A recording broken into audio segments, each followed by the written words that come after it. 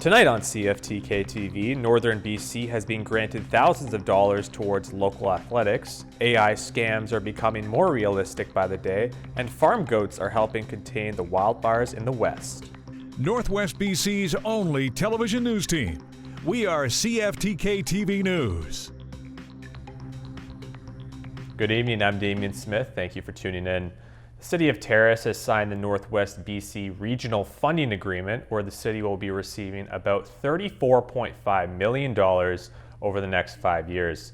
The province is partnering with the Resource Benefits Alliance to bring a new community funding agreement that will benefit people living and working in northwestern BC. In total, the province allocated $250 million to 21 local governments over the 5-year period.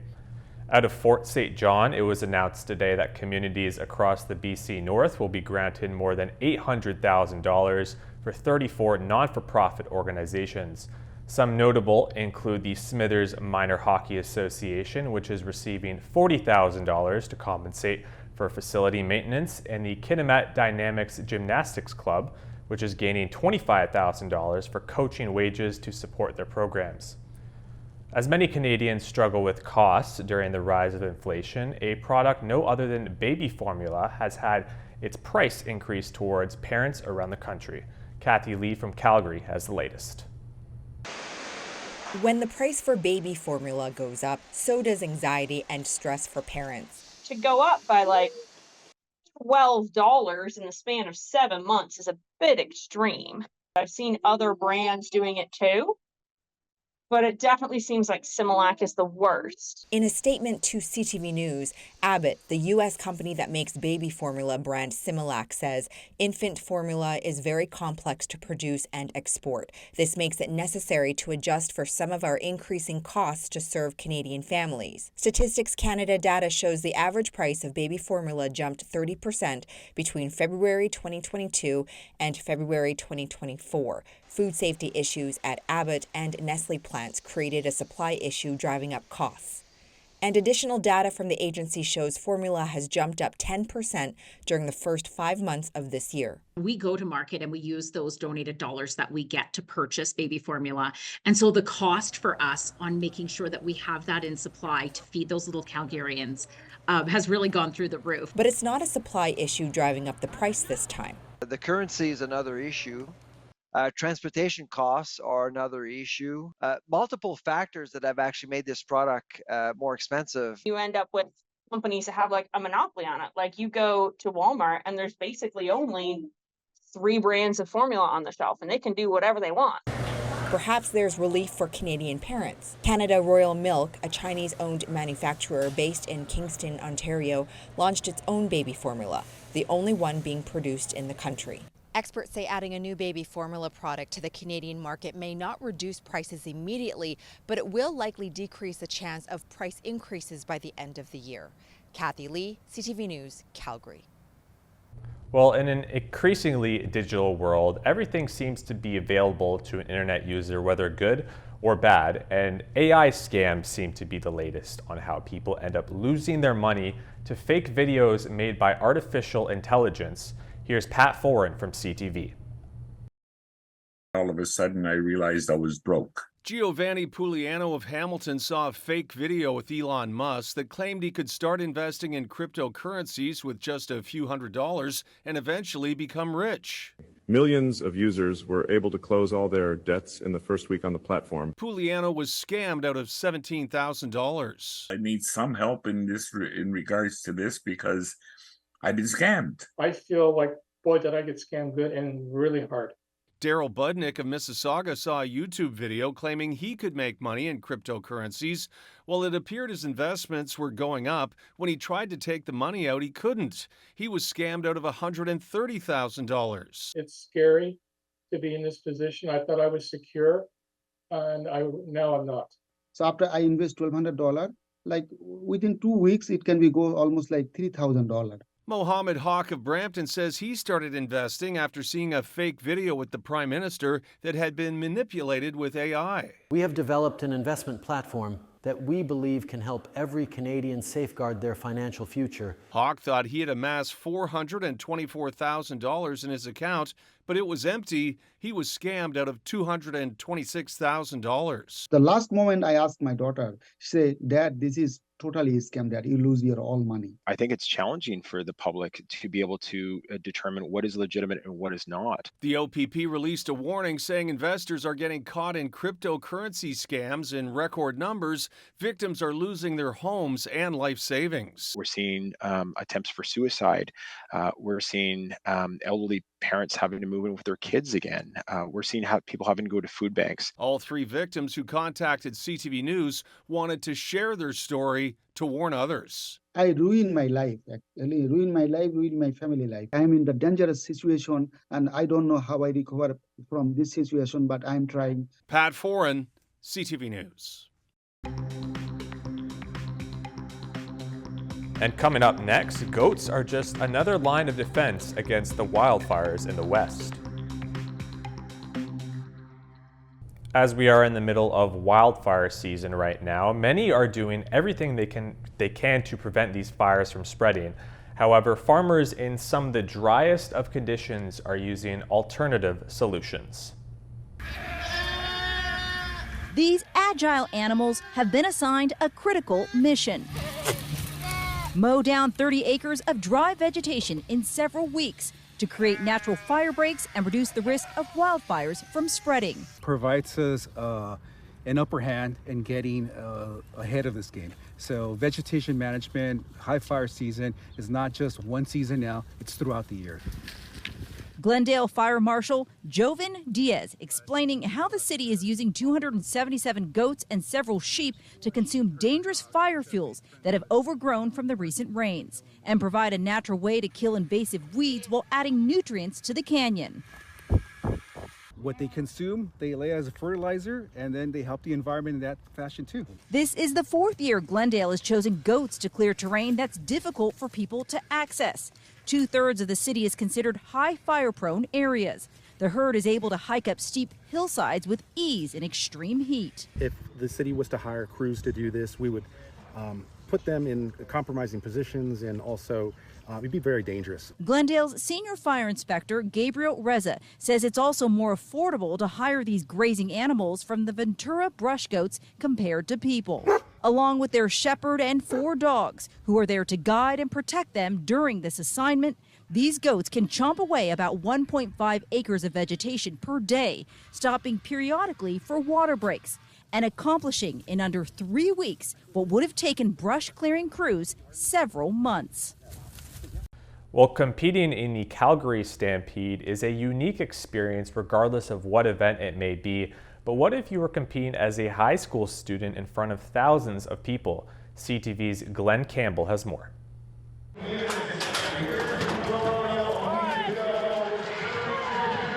This was Clay Greenslade's first time as a contestant at the Calgary Stampede.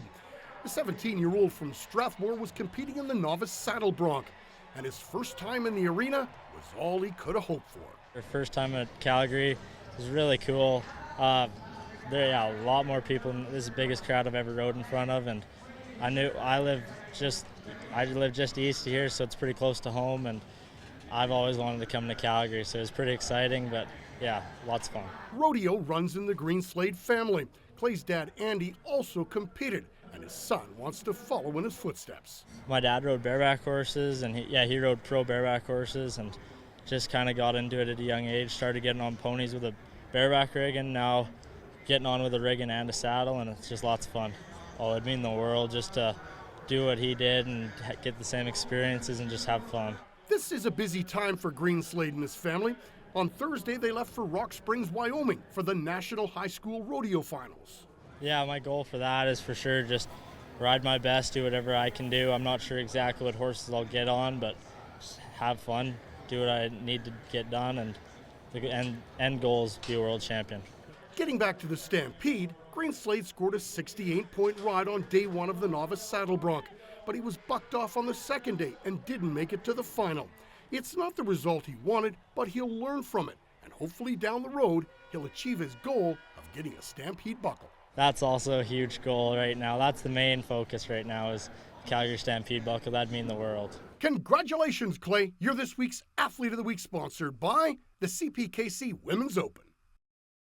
Now turning to tonight's forecast in the northwest, the coast just had pretty sunny conditions with clouds throughout the day with a high of 16 degrees. Tonight it will be mainly cloudy with a low of 12 degrees. The Terrace and Kitimat area is coming off a 23-degree day with partially cloudy conditions. Tonight it will also be mainly cloudy with the wind coming from the south at 20 kilometers per hour, gusting to 40. It will be a low of 13 degrees tonight. Today, the Bulkley Valley and Lakes District saw 24 degrees with minimal clouds, and tonight it will be a low of 8 degrees with wind coming from the west under 20 kilometers per hour. Now onto this week's forecast. The coast will have a 30% chance of showers tomorrow with some sun as well. Sunday will be nice and sunny and clear at 18 degrees, but then the rain will start to come in when the weekend ends, where we'll see 3 days in a row with clouds and rain. Terrace and Kitimat will see sunny days until Monday night, which is when the rain will start to trickle in. The rain should be there until Wednesday, and we'll see if that changes for our Monday cast.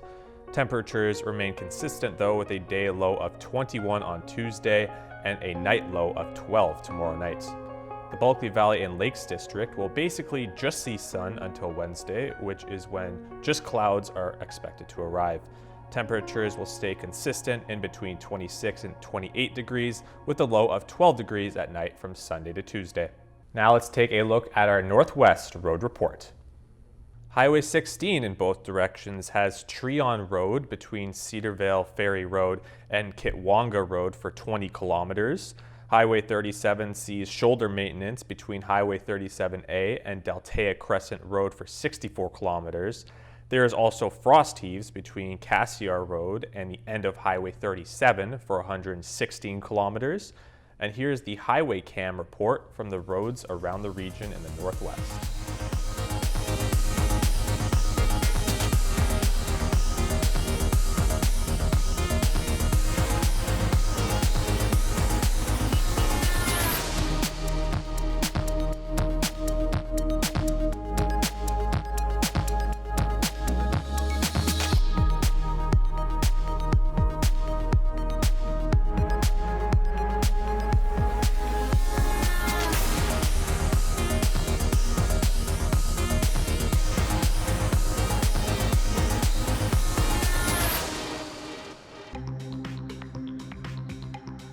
Still to come, we get an update on Alec Baldwin's involuntary manslaughter trial. The armorer from the Rust movie set is expected to take the stand during Alec Baldwin's involuntary manslaughter trial, which is now entering its third day. ABC's Jacqueline Lee has more. Alec Baldwin's criminal trial intensifying as more witnesses take the stand. Among the most highly anticipated testimony, convicted armorer Hannah Gutierrez, potentially coming face to face with Baldwin for the first time since the fatal 2021 Rust movie shooting. Mr. Baldwin, do you have a comment? Do you want to hear from Hannah Gutierrez?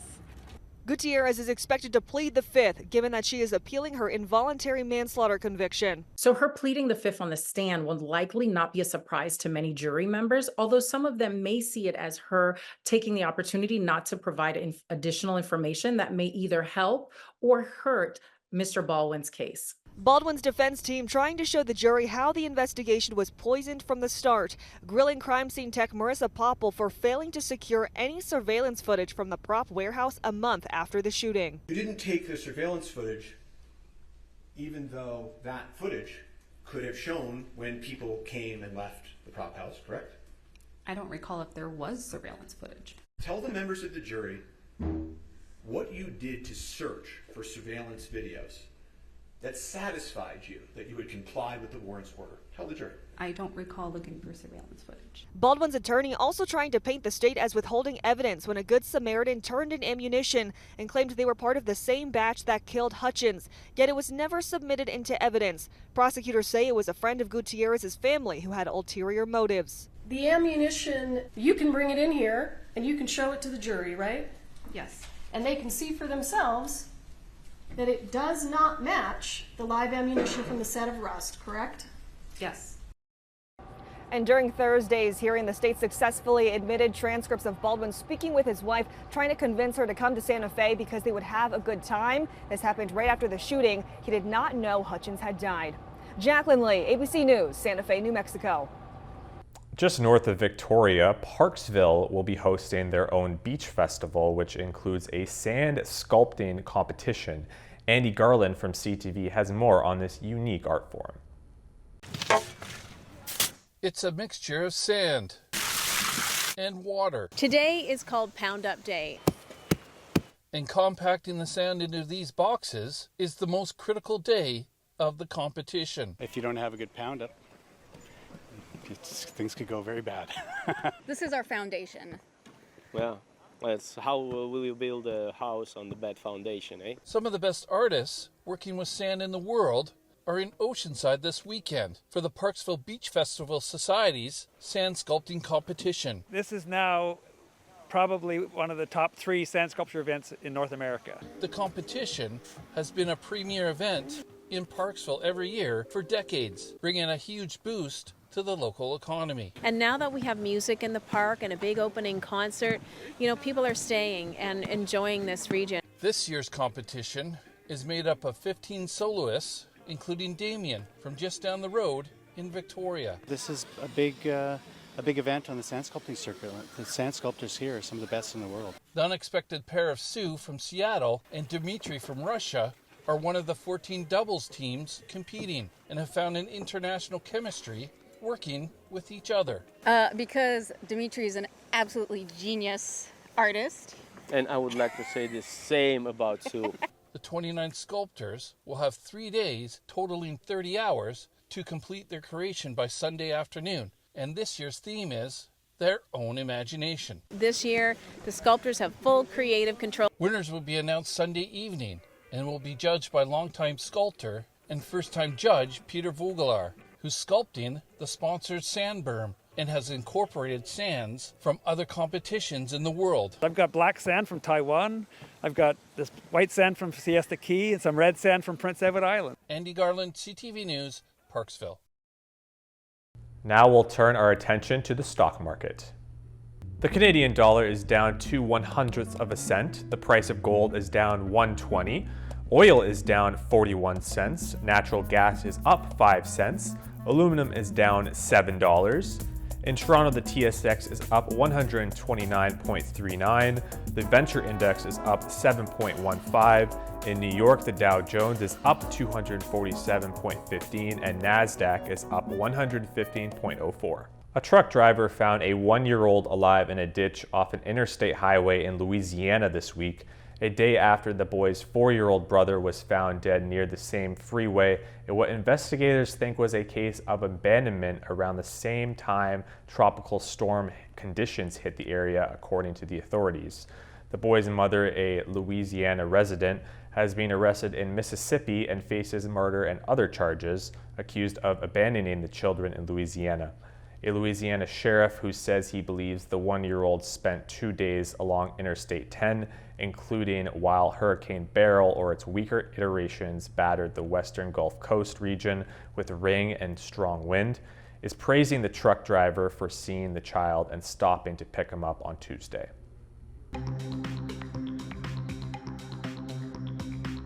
And up next, BC actor Ryan Reynolds is set to make another appearance in Deadpool. While Prime Minister Trudeau was under pressure from NATO allies this week, President Joe Biden also seized the opportunity to lead the summit as the U.S. election approaches. Here's Jeremy Charon in Ottawa. Thank you. Please be seated. It was far from just a press conference, a clear effort at redemption from U.S. President Joe Biden. Can you name me somebody who's got more major piece of legislation passed in 3.5 years? But this Thursday night thriller did little to stop the stream of Democrats who are calling for Biden to end his candidacy following his rocky debate performance 2 weeks ago. It was, I think, an event that is only going to exacerbate this growing tension within the Democratic Party between elites and congressional lawmakers and the rank and file of the party. More than a dozen congressional Democrats are now calling for Biden to drop out of the race, a list which has grown since yesterday's press conference. I wouldn't have picked Vice President Trump to be vice president, but I think she was not qualified to be president. Moments like that driving concerns about the president's age and ability to lead, House Minority Leader Hakeem Jeffries said today he met privately with Biden last night to express concerns among Democrats. As long as he sees numbers that show that he is actually tied with Donald Trump or trailing by a few points, he believes that he is within striking distance and can turn this around. I'm just going to keep moving. Biden insisted Thursday that he's staying in the race, and in fact today is getting good reviews from meetings with Western allies. We were billed for 45 minutes. We probably went on for the best part of an hour, covered a lot of ground, and he was in good form. Now, the New York Times today is reporting the Democratic Party is facing financial pressure to make a change. Major donors have said $90 million in pledged donations are on hold if Biden stays in the race. Jeremy Sherrill, CTV News, Ottawa. Deadpool and Wolverine, starring BC's Ryan Reynolds, is set to hit theaters on July 26th, and the actor is set to make his third Deadpool appearance. Maggie Rowley from ABC caught up with the actor in London. The hottest movie of the summer. I don't know anything about saving worlds, but you do. Deadpool and Wolverine. Trust me, kid, I'm no hero. Is just around the corner. You were an X-Man. You were the X-Man. We caught up with the superheroes in real life, Ryan Reynolds and Hugh Jackman, in London on the movie's international tour. Friends off-screen for 20 years, the duo reuniting for this action blockbuster after Jackman thought his days of Wolverine were over. I was really sure I was done. But really, it was 3 days after announcing Logan would be my last time playing it, I watched Deadpool 1, and I remember going, oops. I remember doing the same thing. Why would you say that? Come on! Yeah. Clean up on Isle Hugh. We've been spending a lot of time together on this world grand press tour, so Yeah. I'm curious, Yeah. has it made your love grow stronger, or are you ready for a break? Not once. I mean, Nope. we even sat on a flight home after not literally being awake for 26 hours, and Yeah. we were gabbing the whole time, like just a couple of, I don't know what, yeah. It's honestly, all jokes aside, it's a dream job. You said there is only one Wolverine. Yeah. So what is it about this man, about Hugh, that makes him the Wolverine? You know, Hugh, there's a humanity to everything that Hugh does, and I think audiences sense that. It's the same thing that you see when you watch Cary Grant or Jimmy Stewart or these guys. It kind of comes through, and you can't really shake it off. Oh my gosh, that that is love. true. But it is true. Director Sean Levy, who co-wrote with Reynolds. My God, it's Ryan Reynolds and Hugh Jackman. It's Ryan Reynolds and Hugh Jackman. They're right there. They're Can you so believe it? Also feeling the bromance. It's ultimately a movie about friendship, and it was made by friends. So what was happening off screen found its way on screen. It's hilarious, it's irreverent, and it's also about friendship. A movie about friends Hi, Peanut. I'm gonna need you to come with me right now. by friends who like to poke fun at each other. You mind putting your mask back on? Super hard to eat while I'm wearing it. It's super hard to eat when you're not. That's all our news for now. I'm Damian Smith, and you're watching CFTK-TV. Thanks for tuning in.